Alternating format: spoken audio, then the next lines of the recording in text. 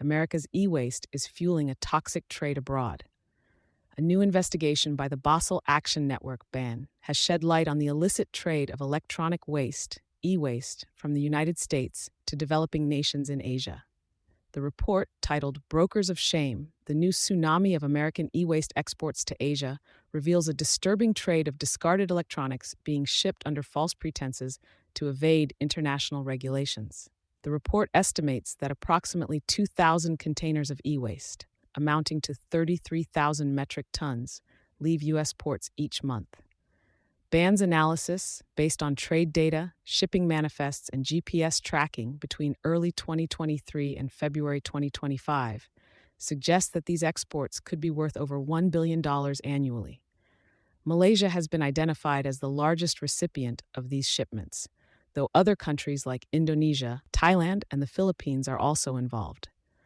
The role of U.S. recycling brokers and industry certifications. The investigation names 10 U.S. recycling brokers accused of facilitating these toxic exports. Alarmingly, 8 of these companies hold R2v3 certifications, an industry standard for responsible material management. Several of the firms implicated in the trade are based in California, a state with some of the strictest e-waste regulations in the U.S. This raises concerns about the efficacy of certifications and the potential for even certified recyclers to engage in questionable practices. Despite the presence of certification programs, the investigation reveals a significant gap in enforcement and oversight, enabling brokers to bypass regulations and engage in deceptive practices. Regulatory gaps and the global impact. One of the most concerning findings of BAN's report is the role that weak enforcement mechanisms and international regulatory loopholes have played in sustaining this trade. The Basel Convention, a treaty aimed at preventing the export of hazardous waste to developing countries, bans the import of e-waste into these regions. However, containers of e-waste traced by BAN have been found arriving in countries such as Malaysia, Indonesia, and the Philippines. Often, these shipments end up in makeshift recycling operations, where workers dismantle electronics in unsafe conditions. In Malaysia, for instance, researchers observed workers burning wires and melting plastics in open-air facilities near palm plantations and waterways. This practice not only creates significant environmental damage, but also exposes workers, often low-income and undocumented, to severe health risks. Corporate accountability and ethical recycling practices. BAN's findings underscore the need for businesses, especially large corporations, that rely on e-waste brokers to ensure more rigorous oversight of their recycling partners. One such case involves Best Buy, a major U.S. retailer, whose e-waste was traced to questionable destinations abroad.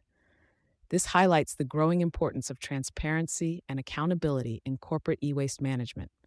Businesses are urged to demand clear, verifiable tracking of their e-waste and ensure that their partners adhere to best practices in recycling. Moreover, the report highlights the issue of government-linked waste streams, citing the example of Gem Iron and Metal Inc., which secured a contract with the U.S. Defense Logistics Agency to manage sensitive electronic waste. This raises concerns about how government-regulated waste may also be contributing to the global e-waste crisis, if not properly managed. The need for stronger industry oversight. With e-waste projections reaching 82 million tons by 2030, the global crisis is only expected to grow. BAN calls for an industry-wide shift towards improved tracking, third-party audits beyond standard certifications, and investment in domestic recycling infrastructure. While the focus is not on vilifying the entire recycling industry, there is a clear need for a more robust framework that restores trust and credibility in the process. In the absence of federal action, the responsibility lies with businesses to implement ethical and transparent systems to ensure their waste does not contribute to global pollution. For the recycling industry to remain credible, it must move beyond voluntary standards and adopt strict accountability measures. The urgency for change. The troubling findings in BAN's report serve as a wake-up call for businesses and public agencies that handle e-waste. The time for action is now, not only to prevent hazardous waste from reaching developing nations, but to ensure that recycling practices are safe, sustainable, and transparent. As the scale of the e-waste crisis expands, the question facing companies is not whether to act, but how quickly they can establish ethical systems to manage their end of life electronics.